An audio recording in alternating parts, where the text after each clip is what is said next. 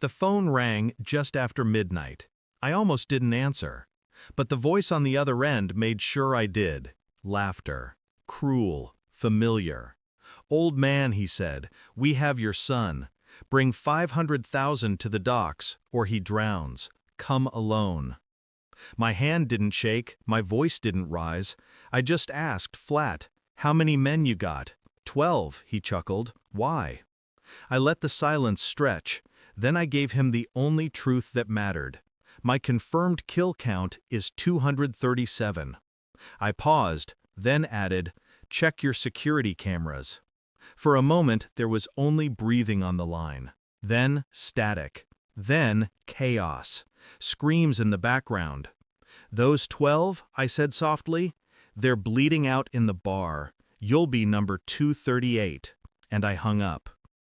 People think life after war is peace. It isn't. It's decay.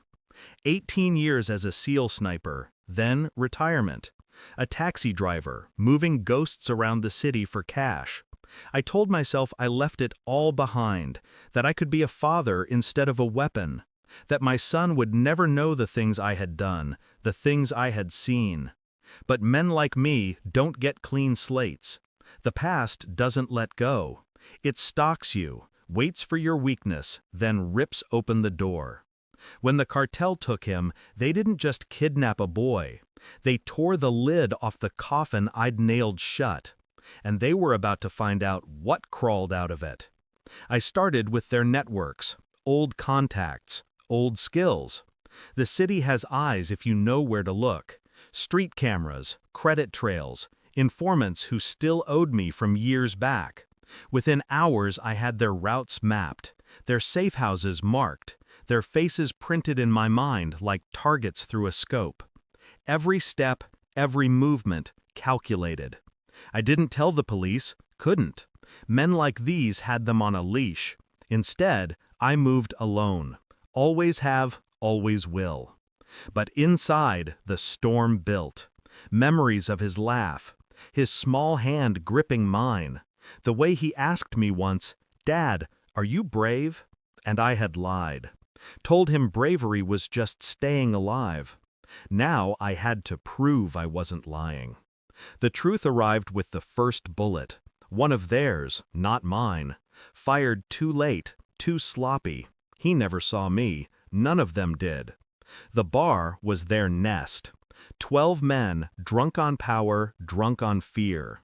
I slipped in like smoke. One by one, I made them shadows on the floor.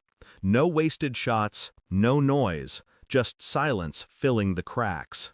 When the 12th dropped, I dragged the phone from his pocket and dialed their boss. Made sure the bodies were in view of the cameras. That was when I told him my number, 237, that he would be 238, and for the first time I heard fear in his voice. He thought he still had leverage. My boy, the docks, the threat. But he underestimated one thing, how far a man goes when nothing is left to lose. I reached the docks before him, cleared his guards before the clock struck 1. He arrived smiling, confident, thinking I'd walk into a noose. Instead, he walked into mine. I stepped from the shadows, rifle steady, eyes colder than the water beneath us. "Your men," I said, "they won't answer." He laughed at first, then saw the blood on my hands, saw the truth behind my eyes. And I watched it hit him, the realization that death had been sitting across the table all along. He begged.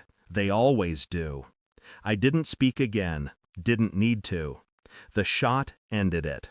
Clean, precise. Number 238. I found my boy locked in a crate, shaking but alive. His eyes wide when he saw me.